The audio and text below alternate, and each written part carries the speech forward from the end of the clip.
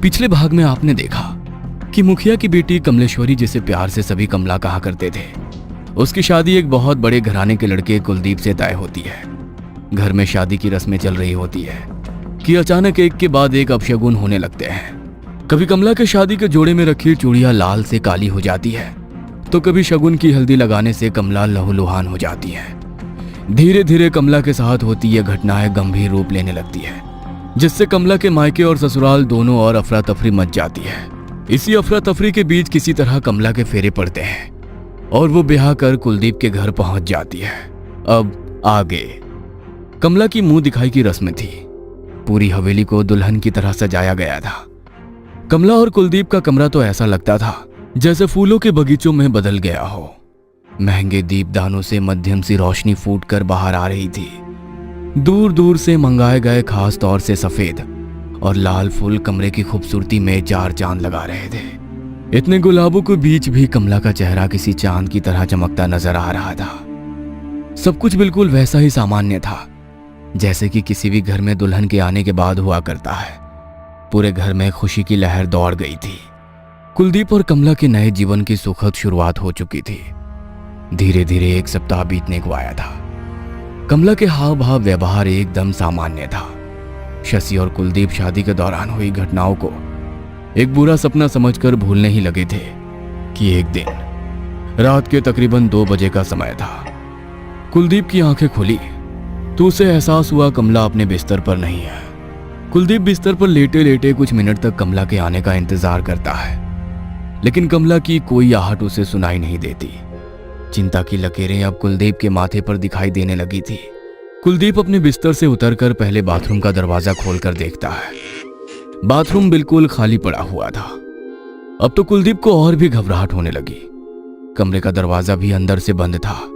इसका मतलब कमला कमरे से बाहर नहीं गई थी।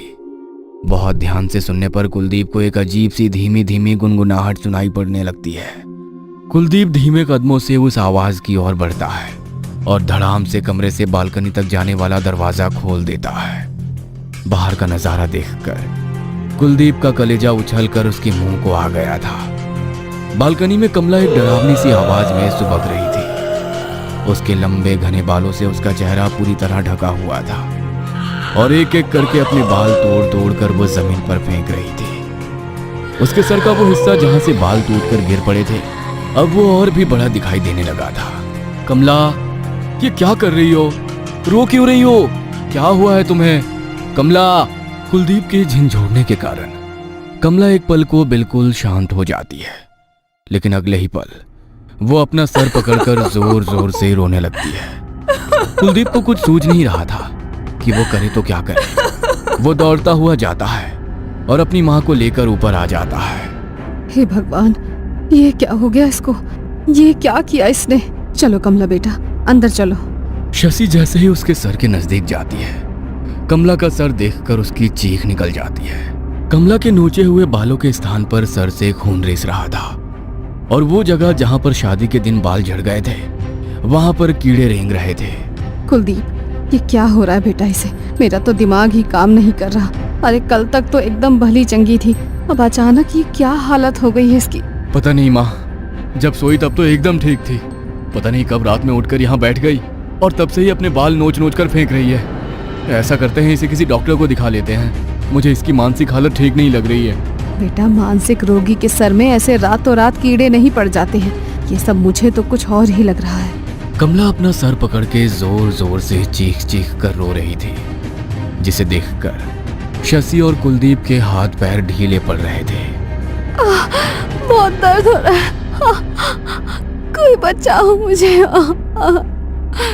इसे बहुत तकलीफ हो रही है माँ, आप डॉक्टर को बुलाइए ना, कहीं इसे कुछ हो ना जाए। बेटा, इतनी रात गए कौन मिलेगा? रात के 2 बज रहे हैं। वैसे भी हमारी हवेली से शहर की तरफ जाने में बीच में जंगल पड़ता है। इस समय कहाँ जंगलों में भटकेंगे हम लोग। हम कल उसे लेकर चलते हैं। अभी तू कोशिश कर कि किसी तरह ये सो जाए बस। कमला उठकर फिर से कहीं चली ना जाए, इसलिए कुलदीप उसके पैरों के पास बैठा बस एकटक उसे ही निहार रहा था। कमला की आंखें नींद से बोझिल हो रही थी। कुछ ही देर में कमला गहरी नींद में चली जाती है। कमला के सोने के बाद कुलदीप की भी आंख लग जाती है। कुछ ही देर के बाद अचानक ही कुलदीप की आंख खुलती है तो वो देखता है कमला छत पर लगे पंखे पर बैठी हुई है। कमला, वहां क्या कर रही हो तुम? वहां चढ़ी कैसे तुम? कमला कुलदीप की बात सुनकर एक नजर उसकी ओर देखती है और फिर भयानक तरीके से कमरे की दीवार पर चलने लगती है। नीचे उतरकर वो कुलदीप की ओर देखकर एक अमानवीय हंसी हंसती है और जोरदार आवाज में चीखने लगती है। खाना, मुझे खाना चाहिए, बहुत भूख लगी है। मांस खाना है मुझे, कच्चा मांस। कमला की बात सुनकर कुलदीप एक बार फिर अपनी माँ को आवाज लगाता है। हे भगवान, ये सब क्या हो रहा है? कुलदीप बेटा, जाओ, जो ये मांग रही है इसके लिए लेकर आओ। माँ की बात सुनकर कुलदीप दौड़ते हुए नीचे जाता है और नौकर से कहकर कच्चा मांस और मोटी रस्सी लेकर वापस कमरे में लौट आता है। ये लो कमला, मांस खाओ। थाली में रखे हुए मांस को देखकर कमला उसकी सुगंध लेते हुए जानवरों की तरह लपक कर थाली की ओर आती है और एक रहस्यमयी सी मुस्कान बिखेर कर दोनों हाथों से उठाकर मांस खाने लगती है। कमला को मांस खाता देखकर मौका पाकर कुलदीप पीछे से उसे रस्सी से जकड़ लेता है। माँ, जल्दी बांधो इसे, ये कुछ भी कर सकती है। सिर्फ हमें इससे खतरा नहीं है, ये खुद को भी नुकसान पहुंचा सकती है। ये हमारी कमला नहीं है, कुछ बहुत गलत हो रहा है इसके साथ।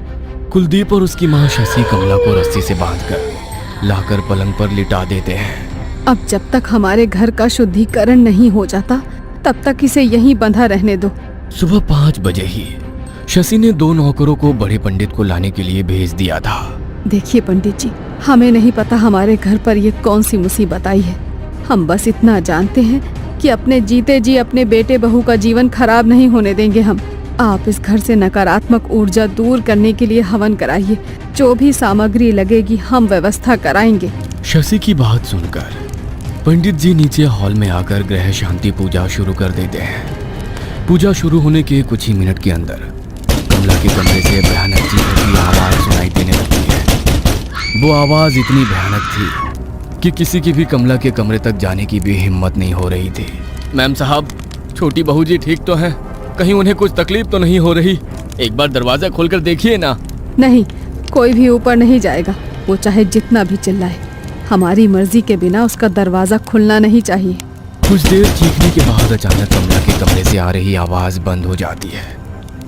कुछ ही पल बीते होंगे कि हवेली के बाहर पहरा दे रहा एक आदमी दौड़ते हुए हवेली के अंदर आ जाता है। मैम साहब, वो बहू जी।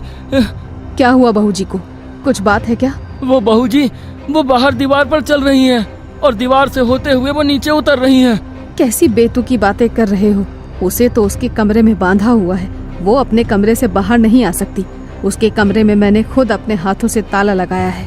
नौकर की बात सुनकर शशि दौड़ते हुए हॉल से बाहर जाती है और देखती है कि कमला दीवार से होते हुए नीचे उतर रही है। कमला की ऐसी हालत देखकर सबकी चीखें निकल जाती है। देखिए बहन जी, हम जितना समझ रहे थे ना, ये समस्या उससे कई गुना ज्यादा बड़ी है। मेरे ग्रह शांति हवन से कुछ नहीं होने वाला है। हाँ, मेरे मंत्रों की गूंज से ये थोड़ी विचलित जरूर हुई है, लेकिन उससे आपकी बहू की हालत में कोई सुधार नहीं आएगा। आपके लिए सुनने में थोड़ा मुश्किल होगा, लेकिन ये आपकी बहू कमला नहीं है। कोई भी इंसान ऐसी हरकतें नहीं कर सकता। कोई और शक्ति है इसके अंदर। दीवार से उतरने के बाद कमला दौड़ते हुए हॉल में पहुंचती है और हवन कुंड को उठाकर हवा में उछाल देती है। उसके मुंह से बेतहाशा लार गिर रही थी। आंखें पलटी हुई और बाल बुरी तरह से बिखरे हुए थे। उसे बांधने में इस्तेमाल हुई रस्सी अभी भी उसके हाथों से लटक रही थी और कलाई से खून रिस रहा था। उसका मुंह इतना डरावना लग रहा था कि कोई भी उसे देखकर चक्कर खा जाए। तूने बुलाया था इस पंडित को? हाँ? देखो कमला बेटा, शांत हो जा। हम तुम्हारा बुरा नहीं चाहते। हम तो बस ये चाहते हैं कि तुम हमारे बेटे की पत्नी बनकर इस घर में आई हो। हमारे घर की लक्ष्मी हो बेटा तुम खुशी खुशी घर में रहो। इससे ज्यादा हमें और कुछ नहीं चाहिए। चुप कर बुढ़िया, चला जा पंडित, जा। कमला की भयानक आवाज सुनकर पंडित राम राम करता वहां से भाग खड़ा होता है। तभी कमला का शरीर ढीला पड़ने लगता है और वो जमीन में गिरकर बेहोश हो जाती है। माँ, क्या हो रहा है ये सब? मुझे तो अब बहुत डर लग रहा है। अगर ऐसा ही चलता रहा तो पता नहीं आगे क्या कुछ देखने को मिलेगा। घबराओ मत बेटा, अगर दुनिया में शैतान है तो भगवान भी है। मैं कल ही शमशान वाले बाबा को खबर कराती हूँ, अब वही हमारी समस्या का समाधान करेंगे। शशि, तुम कुलदीप के साथ घर पर ही रुको। मैं जाता हूँ और जाकर बाबा को सारी बात बताकर यहाँ लाने की कोशिश करता हूँ। अखिलेश जब शमशान घाट पहुंचा तो दोपहर के तकरीबन 2 बजे होंगे। बाबा अपनी कुटिया में नहीं थे। उसने देखा बाहर खुले जगह में अग्नि जल रही थी और बाबा आंखें बंद किए उसके सामने बैठे थे। इतनी गर्मी में जब धूप में खड़ा रह पाना भी संभव नहीं था, बाबा वहां अग्नि के सामने बैठे जाने कब से अपनी साधना में लीन थे। अखिलेश कुछ देर तक हाथ जोड़कर वहीं बैठा रहता है। इतनी गर्मी में खुले आसमान के नीचे बैठ पाना अखिलेश के लिए बहुत कठिन हो रहा था। तकरीबन आधे घंटे के बाद बाबा अपनी आंखें खोलते हैं तो देखते हैं कि सामने बड़ी कोठी वाले अखिलेश बाबू हाथ जोड़े उनके सामने बैठे हुए हैं। क्या समस्या है बच्चा, जो तुम इतनी भयानक गर्मी में यहाँ मेरी आंखें खुलने के इंतजार में बैठे हुए थे? समझ नहीं आता बाबा, कहाँ से शुरू करूं। मेरा एक ही बेटा है जिसका नाम कुलदीप है।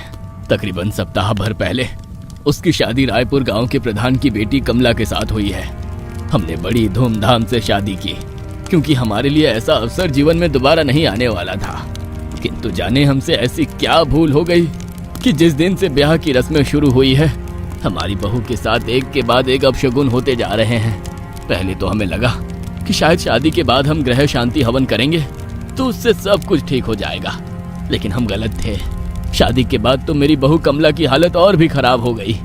ऐसा लग रहा है जैसे वो अपने आप में ही नहीं है, किसी ने उसके पूरे शरीर पर कब्जा कर लिया हो।